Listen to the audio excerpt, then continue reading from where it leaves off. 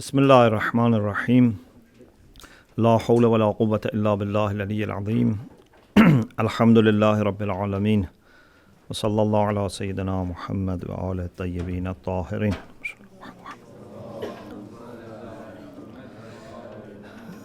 لا سيما بقية الله في الأراضين اللهم أخرجني من ظلمات الوهم وأكرمني بنور الفهم اللهم افتح علينا أبواب رحمتك وانشر علينا خزائن علومك برحمتك يا أرحم الراحمين.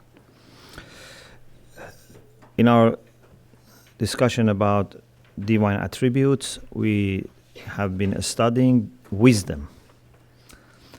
And we said that there was a debate among Muslim theologians whether God's actions are done with a purpose or not. Some had the idea that God's actions have no purpose because they thought this means that God is needy if he has a purpose. Like when we do something in order to gain something, like for example, I make a house to have shelter, to be able to be comfortable, to protect myself from heat or from cold or from dangers. So the purpose is there, but the purpose is to serve myself, to secure some of my interests or meet some of my needs. But other theologians, like the Shia theologians, they had the idea that there must be purpose, because if some actions are done without purpose, it means that God's actions are done in vain, are meaningless, have been done arbitrarily. There is purpose, but the purpose doesn't need to be always to benefit the agent, the doer. The purpose can be to benefit other people. In us, maybe most of the time our purpose is to help ourselves. But even in human beings, it's possible that sometimes the purpose can be to benefit others. In God, it's always to benefit others. For example, in human beings, sometimes maybe there is a teacher, a scholar, a knowledgeable person who teaches people not to be paid, not to be, for example, learning better. Because sometimes people teach to become more learned. Sometimes people teach to get money. Sometimes people teach to be praised. Sometimes people teach to have experience and put on their CV that I have been teaching. So there can be things like this. But sometimes we have teachers who teach and they don't need any of these things. Or even if they need, they don't think about them. They don't bother about them. They just love to teach because they have in themselves love for knowledge and they want this knowledge to be shared. If they see someone is ignorant, they suffer. Okay? So sometimes someone may teach without having any of his personal interests in mind. Or maybe, for example, you have a person who is a doctor, and he knows that there are some people who are ill, maybe in a remote place, in a village, in a country which, for example, was stricken by earthquake or whatever. He goes there, offers his help. He doesn't want to gain anything. Even he doesn't want to, for example, be praised or to be thanked. His purpose is to help other people. So, with respect to Allah subhanahu wa ta'ala, he has no purpose in the sense of benefiting himself. But he has purpose for everything that he does.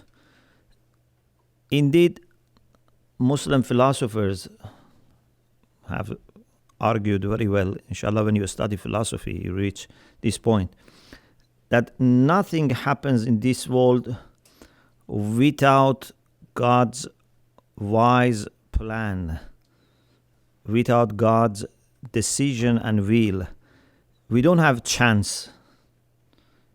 Sometimes we say this happened by chance.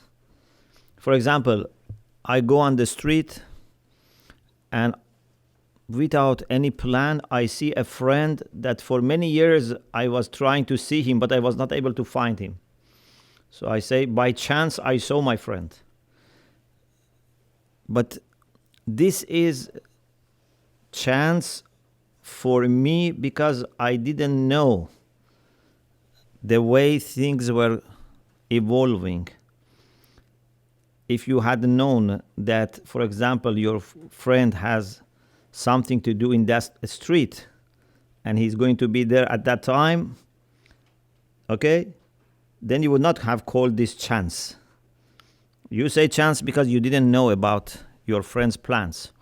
For Allah subhanahu wa ta'ala, there is nothing which happens by chance, whether it is his own actions or the actions of his creatures. Anyway, he has a specific, clear purpose or purposes in his actions, which in the end of the day return to the creatures they benefit from. Then in the book we have a discussion about the problems that exist in the world that may look they conflict with divine wisdom. But I, before mention this, talk a little bit about divine justice, which comes in the same chapter after this discussion, because I think we need to have some understanding of justice, and then inshallah we will come back to this issue. Another quality of God is justice. In the Quran,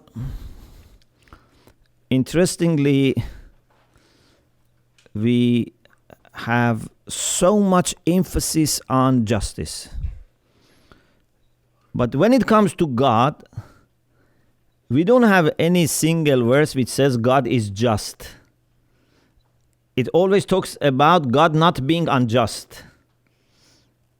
Okay? So you don't find any ayah in the Quran which says God is adil. But you find many verses that says God would not do injustice, even to the slightest. This point by itself is something that we can explain maybe another time. But this leaves no chance for someone said that God is unjust, because Quran very clearly in many places says that he doesn't do injustice. So he's not unjust, he is just. And in our hadith, the quality of justice is mentioned for God. But I think Quran, for maximum accuracy that it has, and because God's treatment is more than justice, so the focus of the Quran is on saying that he is not unjust. And when it comes to explaining his actions, it's more than justice, more matter of mercy, more matter of wisdom and other things. Because justice is the minimum. Justice is the basic, and God is observing not only justice, even above justice. Anyway, that's another issue. No doubt among Muslims that God is just. There was an issue among Muslim theologians. Inshallah, when you study Kalam, you will see this in details. About understanding of justice, interpretation of justice. Some people who are known as Ash'arites in Islam, and we have similar ideas in Christianity and Judaism. And even in philosophy, this is discussed from the time of Plato. If you have studied Western ethics or philosophy, you know there is a theory called divine command theory. This is very much the idea of the Ash'arites. According to them, God does everything with justice. But if you'd ask them what is justice, they say justice is what God does. Or if it comes to human beings, what is justice? What God commands to do. So they don't have any prior, any independent understanding of justice. They try to define justice by saying this is what God does or this is what God wants. Because they had the idea that if we want to say there is an independent criteria for justice, it means that then God has to observe them. Then God becomes subordinate. So they say no. Whatever God says, it's justice. For example, if God says or does, either for himself or telling us, that beating an orphan is okay, then this is justice. Sending a pious people to hell is okay, then they say this is justice. He has said it in different way, but he could have said it in that way. Okay? It means that being kind to an orphan or not being kind by itself, they are the same. By themselves, they are the same. Because God has asked us to be kind to orphans, then we have to be kind. He could have said it in a different way. Or for example, God says, I reward you for doing good things. But he could have said, I punish you for doing good things. So these people who are very religious people, but unfortunately they are not very well trained intellectually and philosophically, and you find them very much also in other traditions, not only in Islam, you find them in Christianity and Judaism. They have this idea that values like justice should be all learned from religion, because we have no way of understanding them, because they are not objective. The Shiites and also Mu'tazilites from the Sunnis, theologians, they said that this is wrong. And indeed, this is destroying the whole idea of religion.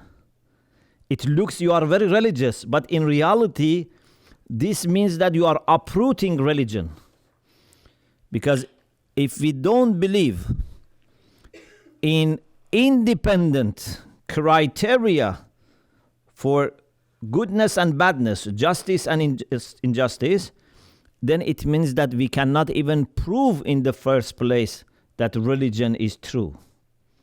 For example, please, watch or listen to the lectures later again, because these things may be difficult, but please listen again so that you familiarize yourself more. For example, if we see a man who is claiming to be prophet, and inshallah, as we will discuss in the discussion about Nubuwwah, he has brought something which fulfills all the requirements for mu'jiza, miracle. A miracle has a clear definition. Inshallah, we talk about it. So he has done something that has all the requirements for mu'jiza. Like, for example, Jesus reviving the dead. Okay. So we know that this is not a human action. We know that this must be something that is helped by God. So God's power has enabled this person to revive the dead. Okay. Now there is a question. This person says that I am sent by God and he has done this. And this is done by God. God has helped him. Why God would not help someone who is a liar? What is logically wrong with this idea if we say someone has brought a miracle, but he's a liar and God still has helped him? The only way to prove that this man is a true prophet is to say that we rationally understand that it's impossible that God gives miraculous power to a person who wants to misguide people. If you don't have this rational understanding, you cannot use Quran or Bible or Hadith, because we have not yet believed in religion. So the only reason why we don't accept such possibility, we don't even take it seriously, because we know that it's impossible that God gives miraculous power to a person who wants to cheat, a person who wants to misguide.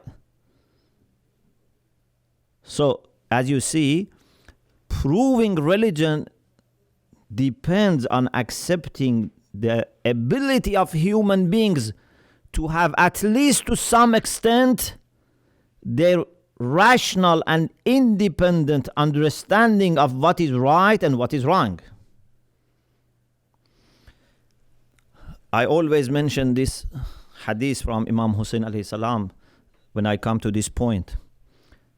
You know, on the day of Ashura, Imam Hussein alayhi salam, when he saw the enemies going towards the tents where children, ladies were there, he said, "Illam yakun lakum din, wa kuntum la takhafun al-ma'ad, fakunu ahraran fi dunyakum." If you have no religion and you don't fear the hereafter, at least be noble in your worldly life. So this means that you don't need to be taught by religion. You don't need to believe in religion so that you understand the basics of akhlaq.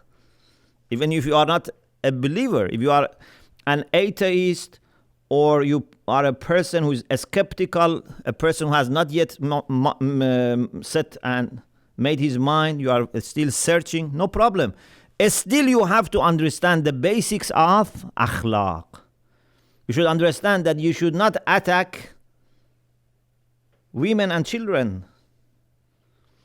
So, the Shiites and Mu'tazilites from the Sunni Islam, they had the idea that justice is an issue which can be understood rationally and independent from religion. Religion comes not to tell us this is justice and you just take it, no matter whether it is fitting with our conscience or not. Religion is not there to say kindness and not being kind are the same, but you have to be kind. It doesn't make sense. In the Quran, you know, Allah subhanahu wa ta'ala says, "Inna Allah ya'muru bil adl." God commands you to be just, wal ihsan, and benevolent. So this means that we have some understanding of adl, we have some understanding of ihsan, and God commands us to observe. Yes, from religion we understand many details. We understand much better what are the requirements of justice. So, the Shia and the Mu'tazilites were called Al-Adliyah, the people of justice, for this reason. Although all Muslims believe that God is just, but because for them justice is a serious issue. For them justice is something that you can have independent understanding of justice, then they were called Al-Adliyah. According to the Shiites and the people who are like them from other schools of Islam, anything that is against justice is not committed by God, and it's not advised or asked by God. The only people who do injustice, the only people who also command injustice, are the people who are weak. There's a beautiful hadith which says, "Innama yahtaju ila dhulm al-dha'if." The only people who need injustice are those who are weak. Why they do injustice? Either they want to take money of people without having any rights. Either they want to take power and they want to control people.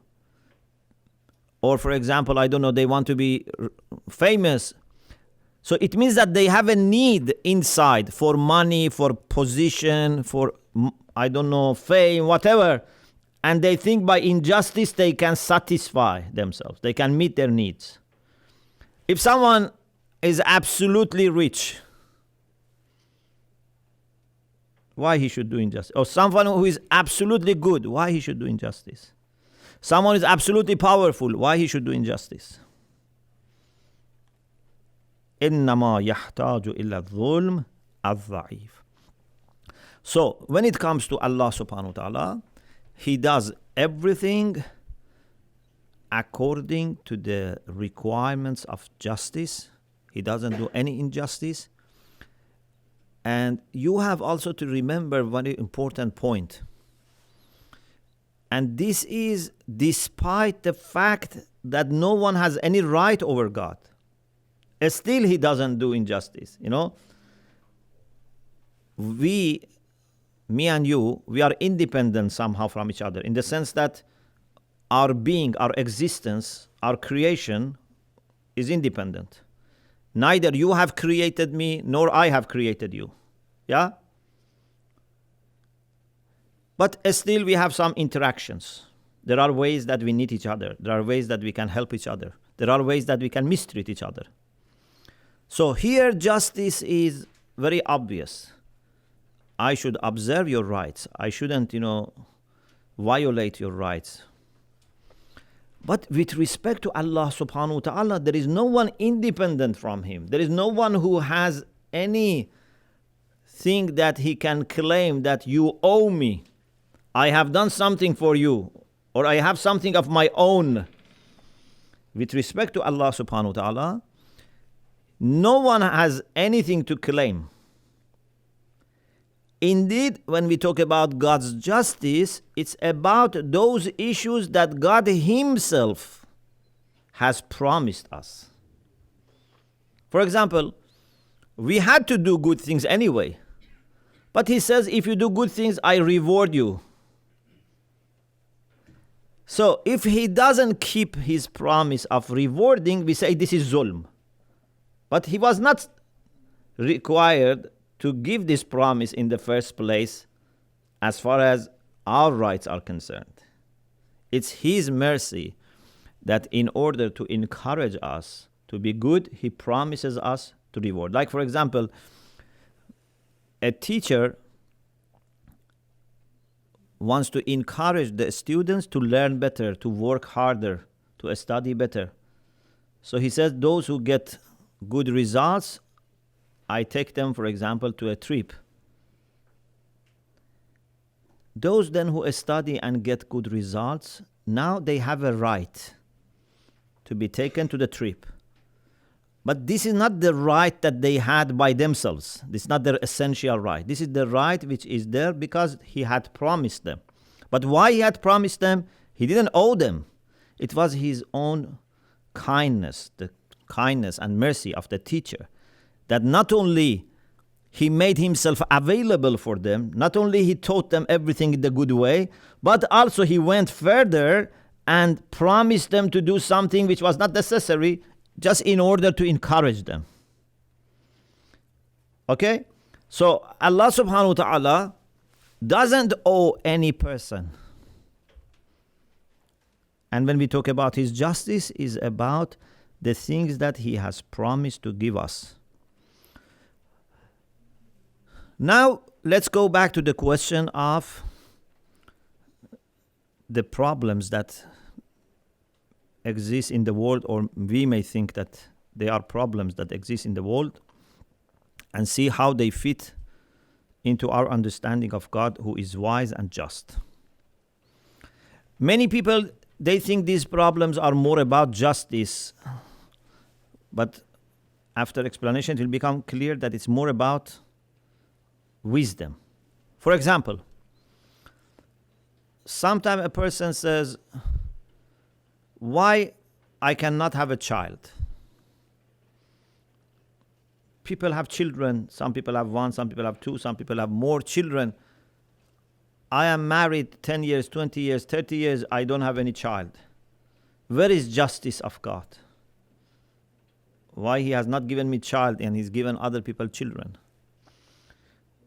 Or for example, why I am not that good in my memory like the other people who have good memory? Like why I'm not that clever like other people, for example? Why my parents died when I was very young? Other people have their parents. Okay, many things like this can be asked. But if you look at these things carefully, none of them can question divine justice. Why? Because those who have children or those who have no children, none of them has any right to claim. It's not that God owes us to give us children. Okay?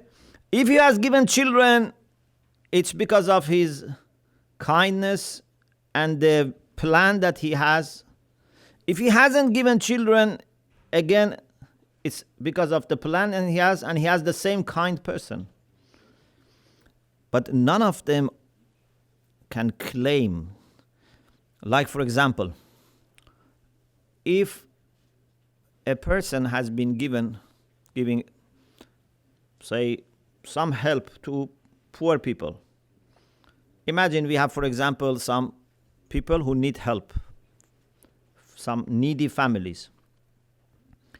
If he says, I give to this family every month 500 pounds, I give to the other family every month 600 pounds, to another one 1,000 pounds. Those who receive less, they cannot question his justice because it's giving from his own money. If it was a money that belonged to them, or it was a money which was given as charity by other people and he was responsible for distribution and they had equal share, then they could have asked him why you didn't distribute it equally. But he says, this is my money. I can give you nothing. I can give you more, I can give you less, I can give you equal. You cannot question his justice. Okay? Yes. There is something, and that is about wisdom. When it comes to God, we know that for everything that he has done, there is a reason. So, with respect to God, we can say, oh God, we know that you have done everything out of your favor, and we don't have any rights over you. But because you are very wise, please teach us why you have given some people and not other people. Or why you have given some people more and other people not the same. Okay? So here is not a question of justice and zulm. No one can question justice of God. The only thing is to be able to rise to a level that we can understand the wisdom of God. Why God from himself has given people different amounts. Okay, is it clear? So it's not a matter of justice, it's a matter of wisdom. And in order to understand the wisdom behind what happens in the world, then we need to consider a few points. I mentioned one point, and inshallah we continue next session. One of the points to understand is that to understand wisdom behind someone's action, you need to know everything that that person has considered in his action. Okay? For example, you see that I am giving from my own money to a person 100 pounds and another person I give him nothing. You cannot say I am unwise because two people, although it was from my money, I have given them different treatment. You cannot say it is unjust. Why? Because you don't know whatever is in my mind. Maybe I didn't give one of them because I had already given him. Or maybe I know that this person, if I give him, he will go and buy some harmful things. Or maybe he becomes lazy. Or maybe I want to give him later more. So there are many things that can be in my mind that you don't know. So the only people, and such people never exist, the only people can really question wisdom of God are the people who can claim that they know everything that God knows in his knowledge, and still they don't know why this has been done. But who can claim that I know everything about even myself? This is one point, and inshallah we will talk about the nature of this world, about the limitations and all these things. So basically we defined the wisdom of God and justice of God, and we said that the problems that may look in the world are not problems that can be a challenge for justice of God. It's just problems that may stop us understanding everything behind the actions of God. If we want to understand the wisdom, we cannot question, we cannot deny, because we don't have comprehensive knowledge. We can just try to understand. We can just try to familiarize ourselves with the way that God looks at things and plans things. And inshallah, we will continue this discussion in the next session. Wa akhiru da'wana and alhamdulillah rabbil alameen.